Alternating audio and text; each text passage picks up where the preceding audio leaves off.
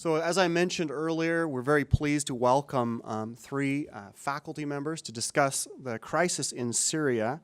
I will introduce them in the order in which they will present. First, Donna Bowen, Professor of Political Science and Middle East Studies Arabic Coordinator, former Middle East Studies Arabic Coordinator at BYU, teaches courses in comparative and Middle East politics and area studies and gender politics. She writes on the intersection of religion, tradition, and politics in the Middle East, and has a forthcoming book on attempts to construct policy that reflects Muslim sensibilities, specifically social policy concerning family planning and abortion.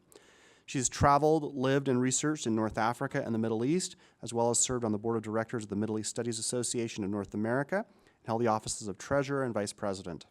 She is currently on the board of directors of the American Institute of Maghreb Studies. She received her PhD in political science from the University of Chicago, and has also completed consulting projects on population, politics, development, and women's status for the World Bank, the Ford Foundation, and USAID. Next in line, Professor Joshua R. Gubler is an assistant professor of political science at BYU, where he teaches courses on the Middle East, research methods, and other topics. His research focuses primarily on intergroup cooperation and conflict, with particular emphasis on conflicts in the Middle East. Prior to coming to BYU, he was a visiting research fellow at the Hebrew University in Jerusalem. He has lived and researched in Syria, Jordan, Lebanon, Israel, Palestine, and Saudi Arabia, and has consulted for the World Bank. He received his PhD from the University of Michigan. And then finally, R. Quinn Mecham, assistant professor of political science at BYU, teaches courses in comparative politics, including courses on Middle Eastern politics, civil conflict, and political Islam. His research focuses on religion and politics in the Muslim world, and he has written on Islamist movements and political parties in Egypt, Algeria, Turkey, Senegal, Iraq, Bahrain, and Indonesia. His publications include being co-editor of a forthcoming research volume titled Islamist Parties and Political Normalization in the Muslim World. He has served as a fellow in the Office of Policy Planning at the U.S. Department of State, where he focused on the Arab Gulf, political Islam, and global religious affairs. Previously, he taught at Middlebury College and George Washington University and was an Academy Scholar at Harvard University. He has worked or traveled in more than 50 countries and was a Fulbright Scholar in Turkey. He received his MA and PhD in political science from Stanford University. We are very pleased to welcome these three faculty and to address understanding the crisis in Syria. Please join me in welcoming Professors Bowen, Gubler, and Mecham.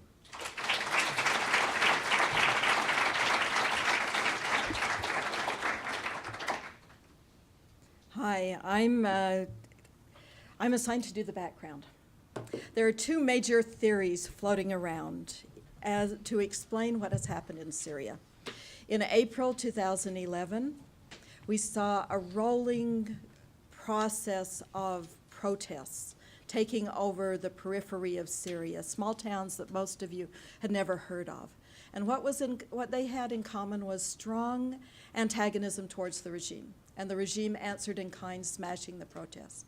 As the protests gained force, people began to resort to arms to take on the regime. And now we are in a full-fledged civil war that has pulled in other countries in the region and has spread well beyond the borders of Syria.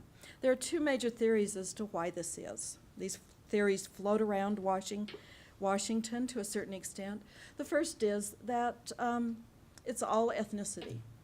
It's all sectarian divisions. That Syria has been ruled by a minority. Its Alawite population, which constitutes maybe 9–10% of the population of the country, since 1970. And as such, many other sectors of the society are not satisfied with what's happening. The second theory is that it's the regime. The regime's bad economic performance, its autocratic rule, has dissolved support totally.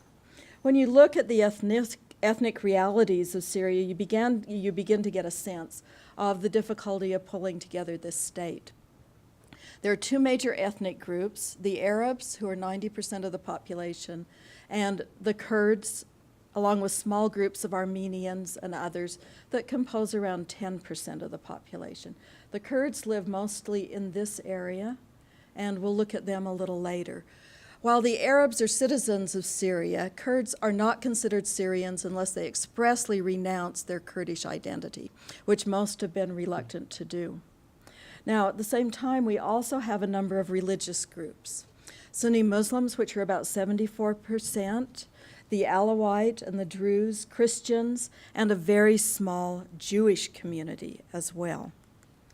Now, the history of Syria for the last 50-odd years has been the history of the Assad family. President Hafez al-Assad took power in a military coup and established a dynasty where his son followed him as president. So he didn't declare himself king, but rather president. Okay. Now, this regime did very well for quite a while, considering the limited bases that it was established on. President Assad, the father, managed to pull together the populations. He built bridges to the Sunni Muslims. He protected the other smaller communities. And he was a rarity in the Middle East in that he kept his word. He established some very difficult, tricky treaties with Israel and essentially built power by extending his rule into Lebanon and emerging as one of the most powerful people in the Middle East. He died, and it was following his death that Syria began to confront some of the problems that had been brewing under the surface. His son, Bashar, promised reforms, and in trying to push for reforms, began to alienate himself from the normal base that his father had cultivated greatly. And also some things started to go wrong as well. Industry began to dwindle. The energy supplies that Syria used, they have a small amount of oil, but it began to lessen and lessen as the reserves ran out. And that left the country in some heavy-duty economic problems. Okay? His reforms took on powerful interests, and he found that his economic base had dwindled. People were angry. Per capita income, it was not progressing. We were seeing very little market growth in the country.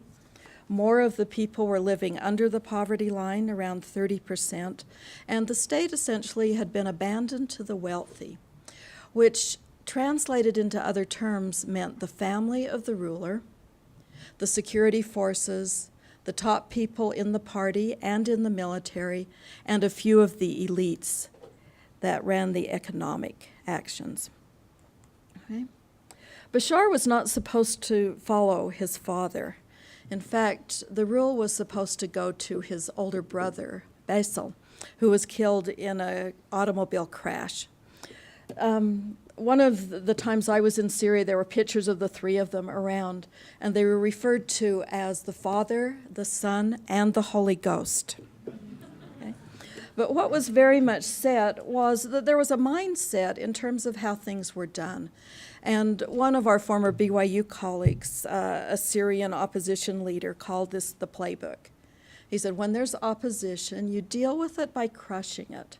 And the father crushed opposition in the city of Hama in 1982 when there was a Muslim Brotherhood rolling of trouble. And he crushed it by essentially wiping out the center of the city and killing perhaps 15,000 people. Estimates go higher today. In April 2011, when protests began they first started in the city of Daraa, which is right down in this area. I think I see it right here in the south, which is a famous movie, a famous city if any of you have watched the movie Lawrence of Arabia. But young children who were not alive at Lawrence's time went out and did some mischief. They wrote anti-regime graffiti all over the walls of the school and around the town. They were taken into custody. Their families, and they were all from the same large family, their family went in to negotiate. And when they went to negotiate, the officials said, "Go home and start making yourselves other sons." And then opposition began to emerge. A few hundred protesters gathered, then security forces opened fire, killed 4 people, and this sent off a chain of protests that emboldened protesters throughout the rest of the country. Okay? Now, very quickly, why has this war not been solved? Why has it not lessened instead of grown? Okay? I want to suggest 4 reasons. Maybe. There we go. Okay. Number 1, Syria is located in a dynamic neighborhood. Syria sees itself as the Arab country par excellence, and its Arab identity is enormously important to it. Okay? The conflict has flown over the borders of Syria into Turkey, but also the very troublesome border with Iraq, which was enormously porous during the Iraq Civil War, as Syrian rebels and volunteer fighters made their way into Iraq to join the fight. Okay? Regional relations are being badly strained as the countries of Lebanon, Jordan, and Turkey try to deal with the refugee populations that are streaming out of Syria. Okay? The next point is that the Kurdish problems that have been boiling in much of the Middle East are finally emerging in full-fledged fashion. The Kurdish minority in Iraq has essentially set up an autonomous state. The Kurdish minority in Iran has been heavily suppressed, both under the Shah of Iran and under the Islamic Revolution. And the Turkish Kurds have been angling for greater and greater autonomy for a number of years. This problem was pretty much calming down until the presence of the Syrian forces in this part of the country, the Syrian refugees rather, in this part of the country, have stirred up trouble again. Now, many American policymakers believe that we may see a realignment of state boundaries, and that the Kurdish nation, which was promised after the First World War, may finally gain some reality. Okay? The third point is that this can hardly be described as a calm region. Okay? Iraq's civil war has calmed down for a while, but it has yet gained quite a bit of momentum. Afghanistan is very troubled. Lebanon is still unsettled, very much unsettled, and some of the problems that tie in with Islamist actors. Hezbollah, the Islamic Republic of Iran, and then different actors in Iraq. Okay? Finally, the question is, can we really promote security and political and economic stability in Syria and in the region? Is there room for negotiation? Is there room for compromise? Every person that has studied this problem over the last 2 years has said we must have negotiations now, we must have guarantees as to the safety of the different populations of minority groups within Syria, and yet this is the one thing that hasn't happened. So I'll leave it to my colleagues to answer these questions. Do you want me to put it on the next slide? Okay.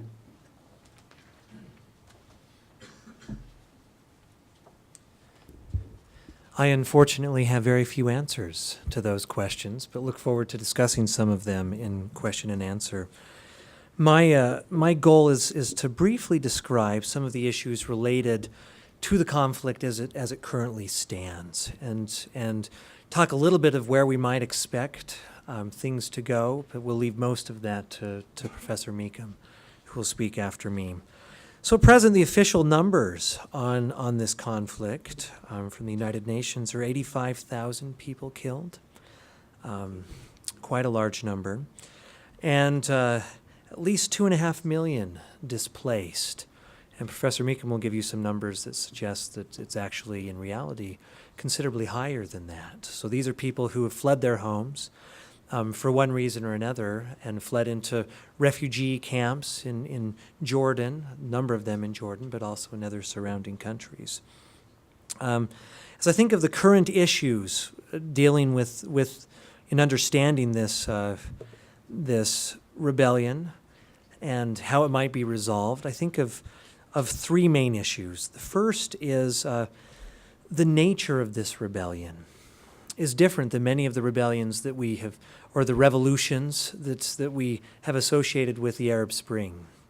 So in many of the countries, the revolution begins, of course, in Tunisia with Mohamed Bouazizi. Remember, he walks out and lights himself on fire for economic reasons.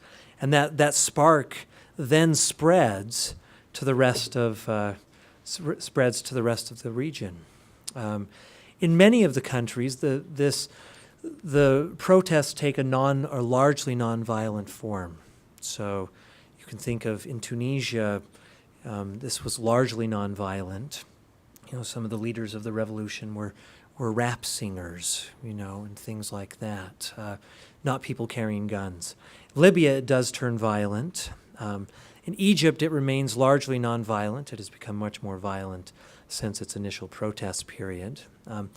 In Syria, it starts nonviolent, but very, very quickly turns into a violent confrontation, such that it's hard to compare it with a place like Egypt, which is more protest and revolution, and it's more apt to compare the case in Syria with other cases of civil war, where you have armed factions going at each other. The challenge with Syria, as Professor Bowen has indicated, is that there are many armed factions that have joined the fight.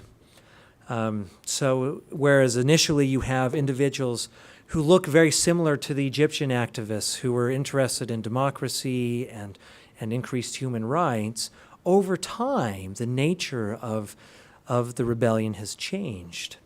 It's very similar to if you studied the case of the Lebanese Civil War, 1975 to 1990, where you have a breakdown in public order, right, and a number of different groups flow in. So now on the Syrian side, you have Hezbollah from Lebanon fighting on behalf of the regime, right? On the rebel side, you still have these initial democracy advocates, but you also have a number of other groups, right? So this National Coalition for Syrian Revolution, right, that is pretty moderate. But they're joined by elements from the Muslim Brotherhood, which has been in exile since 1992. Right? Just recently, 11 of the largest armed factions, as it says here, created a new alliance dedicated to creating an Islamic State. And then, of course, you have these foreign fighters coming in.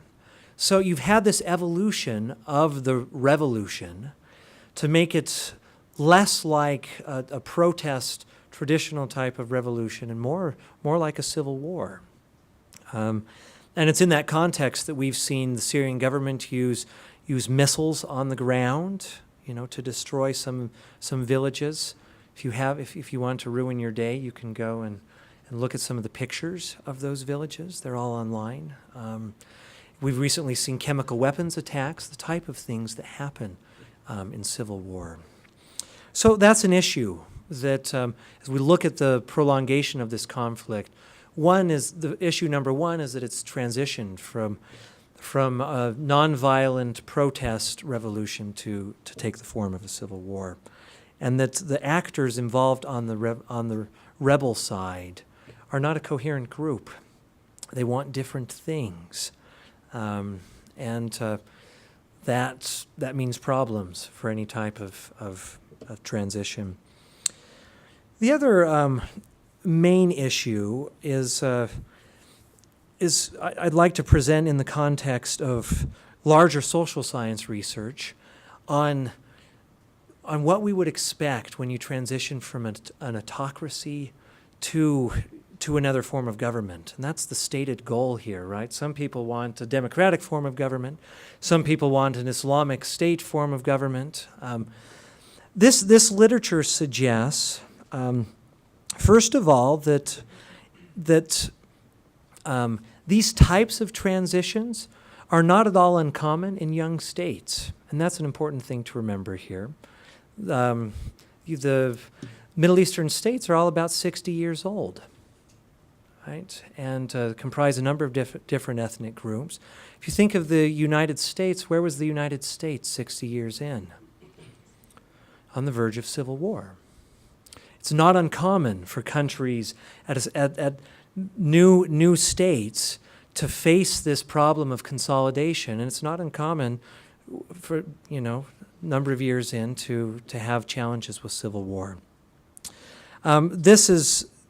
It's more complicated though in the case of Syria, and I think that this civil conflict between the different ethnic groups has been able to be postponed for so long, because the state has been able to use a distraction method, distracting its detractors from problems inside the state and problems between the ethnic groups that have been very real for a number of years, distracting them to focus their attention on Israel. That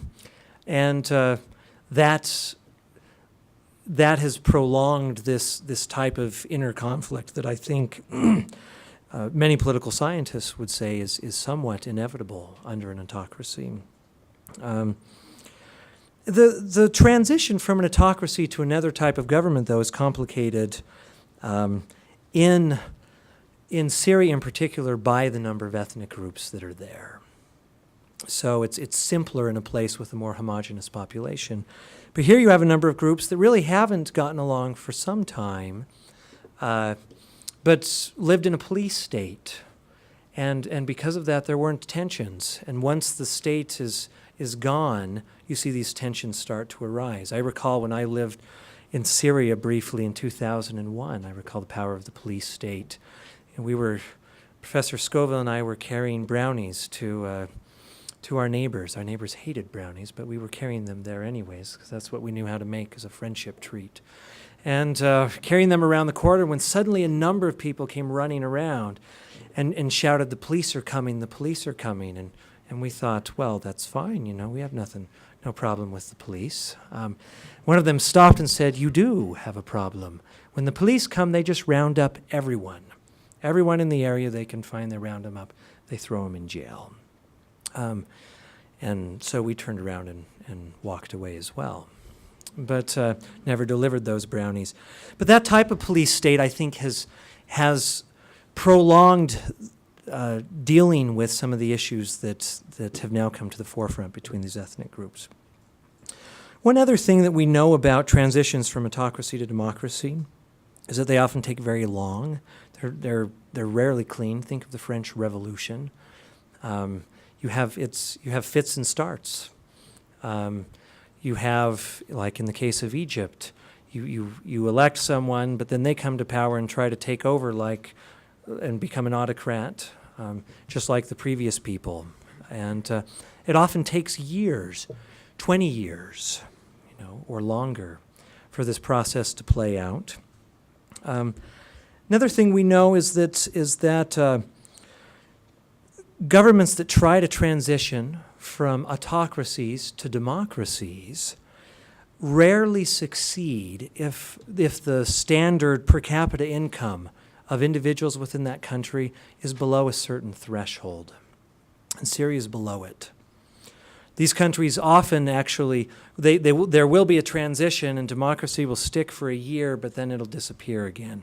There's a great book on this by Adam Jaworski called Democracy and Development. And I think that's an issue that has to be addressed in Syria as well as in Egypt and some of these other places. So I've highlighted a few different issues. I'm going to turn the floor over to Professor Mecham to talk about futures, looking forward, what we might expect.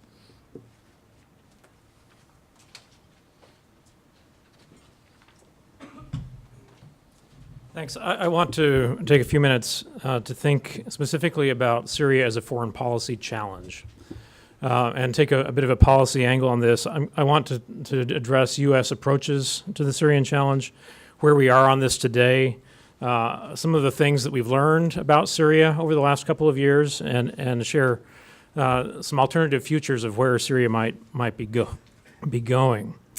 I've had a couple of stints in the foreign policy establishment, and I remember the first time I went to work in foreign policy, I had a model in my mind of where policy comes from, and it was a pretty simple equation.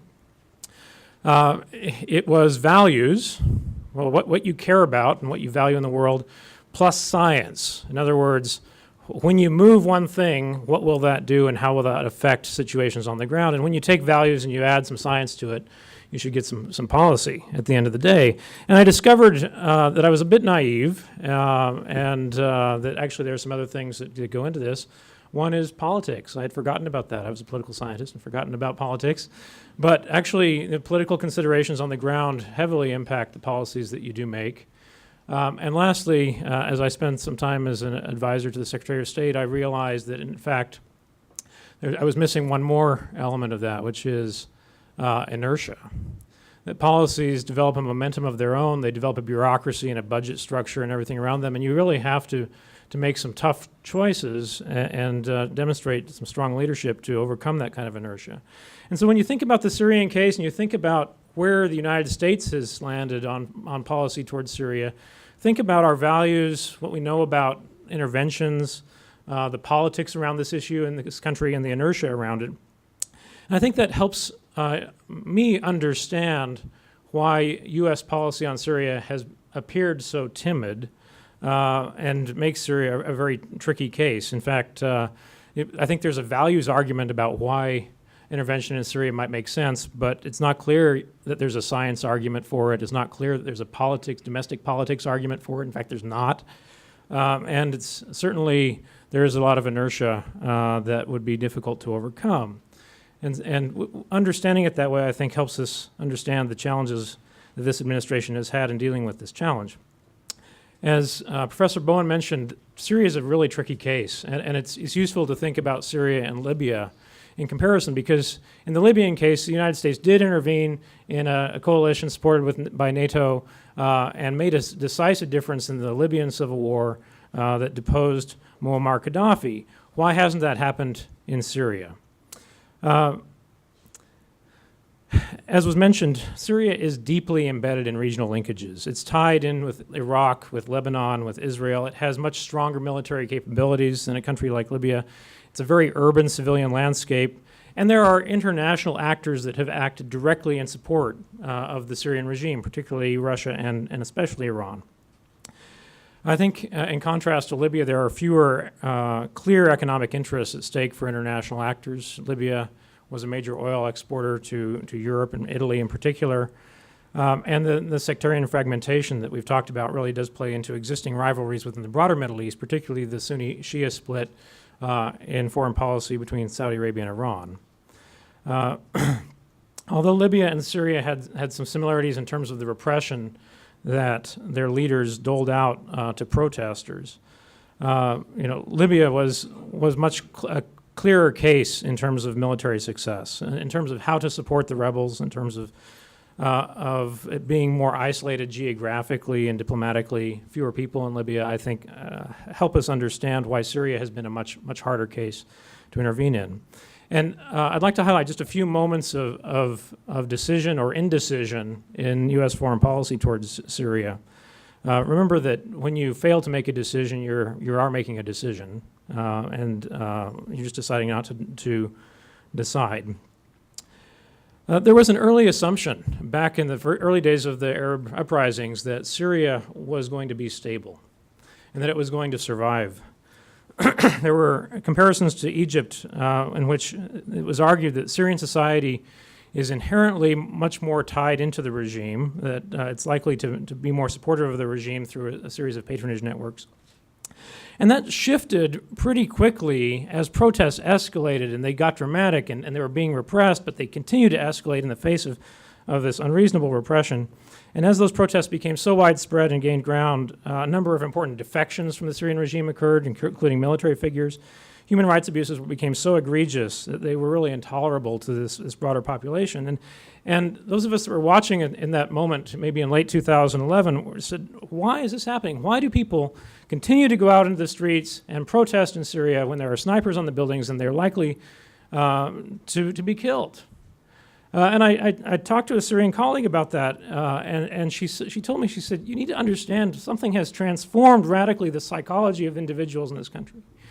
Almost everyone knows someone who has been killed or affected in a dramatic way by this conflict.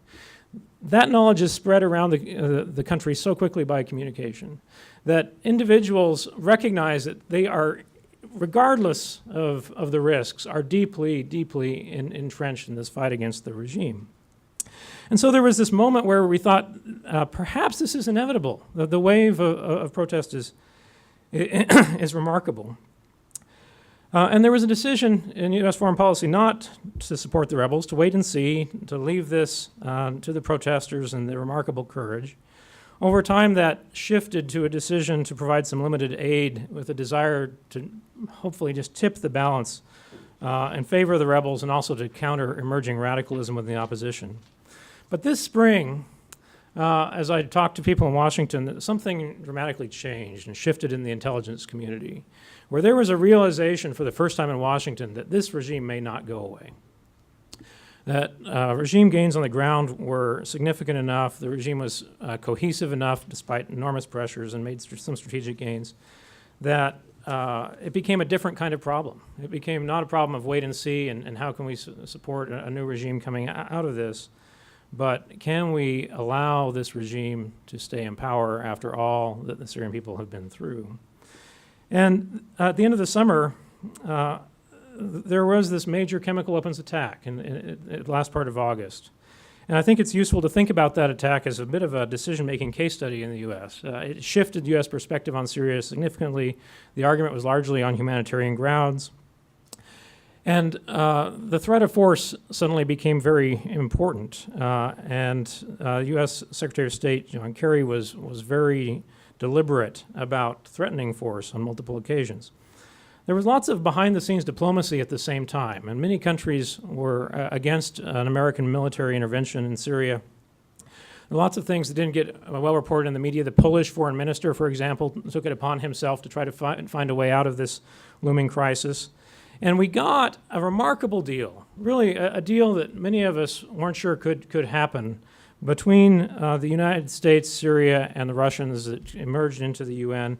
Given the range of possible bad outcomes, the deal that the Russians persuaded the Syrians to accept, to give up their chemical weapons and sign the Chemical Weapons Non-Proliferation Treaty, is actually a pretty good outcome.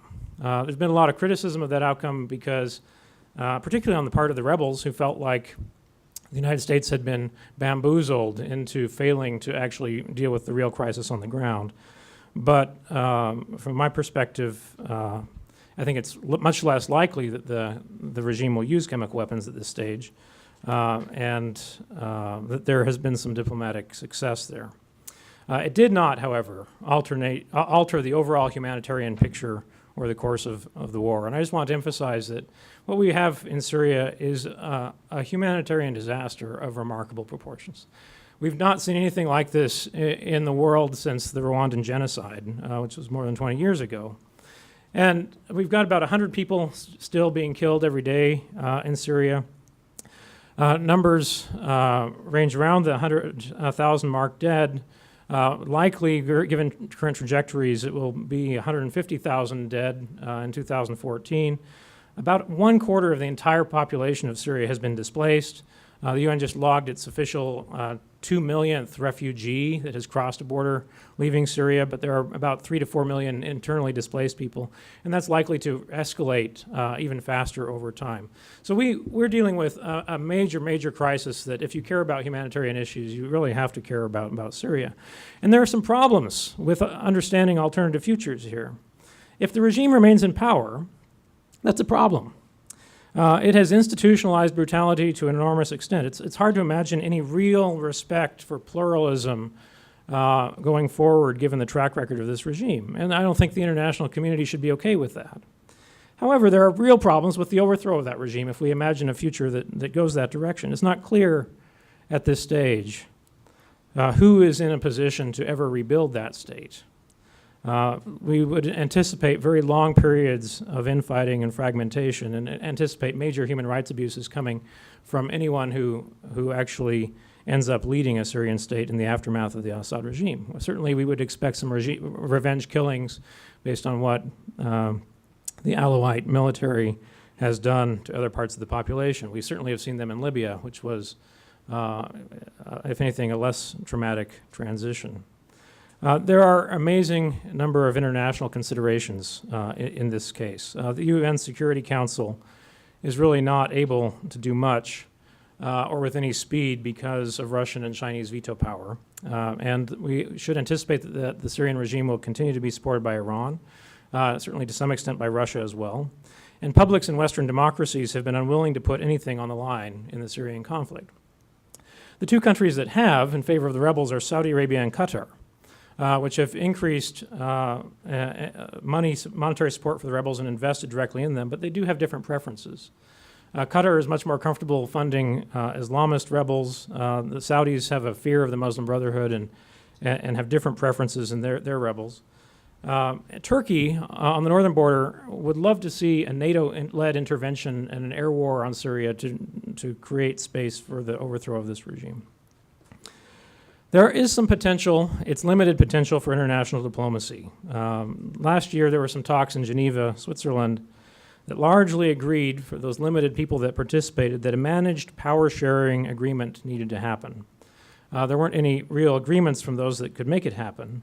But this week there's what's known as a Friends of Syria meeting being hosted by the UK that is trying to get the Syrian National Coalition members, which are extraordinarily fragmented, to try to attend talks next month in what will be known as the Geneva II talks, to try to come up with a power-sharing agreement between these two actors.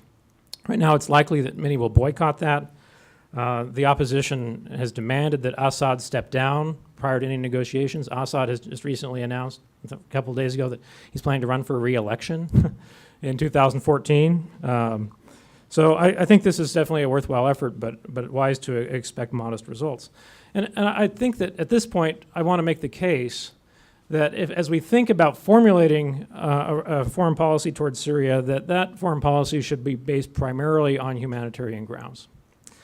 There have been moments where U.S. values and interests intersected in a desire for a quick overthrow of the Syrian regime, but I think this has become increasingly complicated, primarily due to the extraordinary fragmentation of the rebellion as it's evolved. And in the near term, I think it's unlikely that there will be a clearly preferable political strategy for the United States as to who wins this war. However, I do feel strongly that the U.S. has clear values and interests at stake in the humanitarian dimensions of this conflict.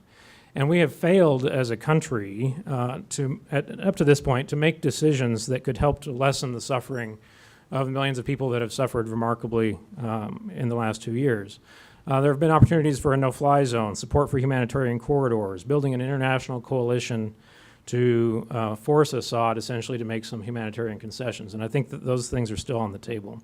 The no-fly zone will be much trickier, but those other ones I think are still opportunities. And I think that we can do ourselves in Syria a real favor by engaging much more directly on humanitarian issues, money, diplomacy, a mix of carrots and sticks, to get both regimes and rebels, the regime and rebels, to take human rights violations much more seriously. Let me just conclude by saying that we know how civil wars end. We've studied them. There are several ways they end. Most often they end with one party being a victor. There are two other ways they end. They can end by separation of the powers. Essentially, the two parties end up creating their own territories, or a power-sharing agreement. Power-sharing agreements are very rare and very tricky. There is a good case to make that there is no end in sight to this conflict, and that it could lead to an even more complete destruction of a country, potentially with up to half of the country displaced by the end of next year. Remember that the Lebanese civil war in a much smaller territory lasted 15 years, and we're now 2.5 years into the Syrian conflict. There's not, at the moment, real momentum to stop that path, and there are certainly international spillover effects in Lebanon and Iraq. The refugee pressures in Jordan and Turkey are extraordinary, and regional rivalries are intensifying. there's a chance the Assad regime could win. And I think if it does so, it would be a long haul. And it would not be a complete victory. It would take a long time, and nobody, with the possible exception of Iran and maybe Russia, want this to happen. I think it's unlikely in the long term. It's hard to see how the rebels are going to win at present either. Certainly not without robust international intervention. It would likely, if they did win, would lead to a continued civil war. The war would not in itself end, but would change, and potentially could be as bad or worse as it is today. If you remember Afghanistan, after the Soviets withdrew, the competing rebel fighters essentially fought against themselves for many years afterward. The absolute best scenario in this case would be something like a very weak state competing with a wide range of militias, which is what we've got in Libya today, where the prime minister was just recently kidnapped by one of those militias. A separation agreement is very tricky. It's not a natural outcome given the geography and demographic distribution, with the possible exception of the Kurds in the northeast. But it could be a de facto and very unstable outcome for periods of time. Finally, the Geneva talks and everything that diplomacy is working for right now is trying to create a power-sharing transition. Sometimes we call that a pacted transition, with a mixture of incentives and coercion. And I think it's worth going for this. I think we need to be modest in our expectations. It requires a degree of alignment among international stakeholders that we don't currently have. However, there are a couple of interesting signs. So the Russia-U.S. chemical weapons deal could potentially serve as a model for future cooperation on broader issues in the Syrian conflict. Likewise, the transition of government in Iran and the U.S.-Iranian nuclear talks, which are likely to proceed, could potentially lead to some positive spillover effects. Remember, Iran is the primary funder and supporter of the Assad regime. We did learn in the last episode with chemical weapons that coercion can be useful, and that the threat of coercion might be necessary to influence the regime to make some of the tough calls. And likewise, there are about 1,000 rebel units on the ground, rebel militias that are not necessarily affiliated with one another, and finding a way to create positive incentive structure for rebels to come together and to act in greater unity is a key thing that diplomacy can attempt to do over the short term. Thanks.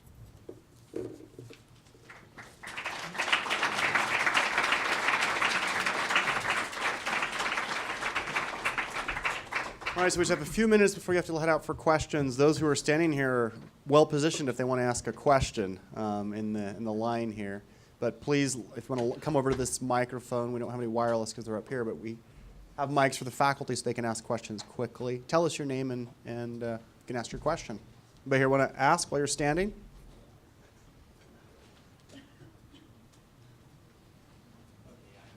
All right. Yeah, it is.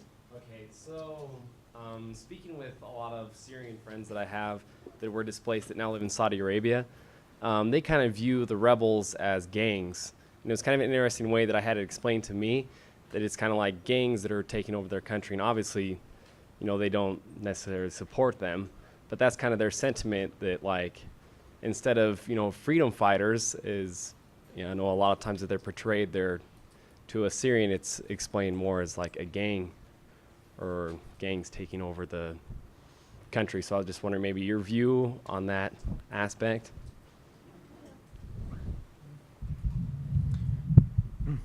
Yes, they are gangs. In fact, many of the human rights abuses that are occurring in Syria right now are at the hands of these very fragmented militias. Some of them have more respect for their overall mission and the treatment of civilians and others, but many of them are in it for financial gain and for political advantage and are acting as such. There's just a very interesting story that occurred a few weeks ago. A historic Christian town was overrun by rebels that were affiliated with Al-Qaeda. And the convent of nuns in this town got a knock on the door. And it was Al-Qaeda asking to come in. And most of the nuns hid and tried to, they were fearing the worst. Finally, the Mother Superior came to the door and answered the door and said, okay, what do you want? And they barged in and they said, we want you on videotape to saying how well we are treating you. Right, and they just wanted a videotape they could broadcast to the world saying that Al-Qaeda came in here and we're treating the Christians as well as possibly could be expected. And that's actually more than we would expect from some of the rebel groups. In fact, the less Islamist rebel groups tend to actually have a worse human rights records on the ground, which is quite interesting. But we're talking about a lot of bad choices. If you're a civilian in a village and you're getting overrun by rebels or by regime forces, you can't expect good things. Thank you. Thanks. Other questions? Yep. Tell us your name as well. My name is Marissa. And kind of along the same note, it's been rumored that the United States has been involved in backing some of these rebel forces. Is there a way that we know who we're supporting, or is it a possibility that we could be supporting those Al-Qaeda forces when we're trying to support freedom fighters? Does that make sense? And that might just be a rumor. I don't know if anyone really knows.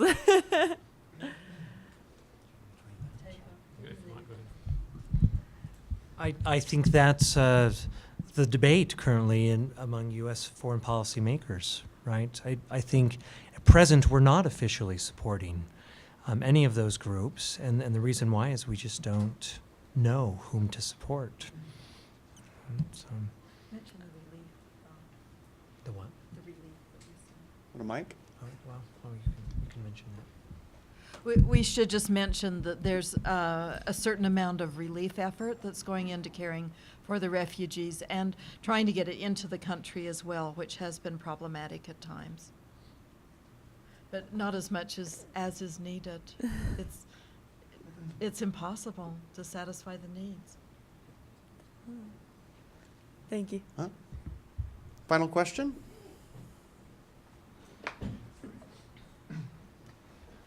Hi, my name is Mark Burton. So I have a question about the Kurdish region of Syria. You mentioned that that's probably a region that's the most likely to gain some sort of autonomy separate from the current state or a new state. So I was wondering how likely that is, and what kind of effects that would have on the already semi-autonomous Kurdish region in Iraq and the struggle with the Kurds that Turkey has and just the larger Kurdish issue in the region.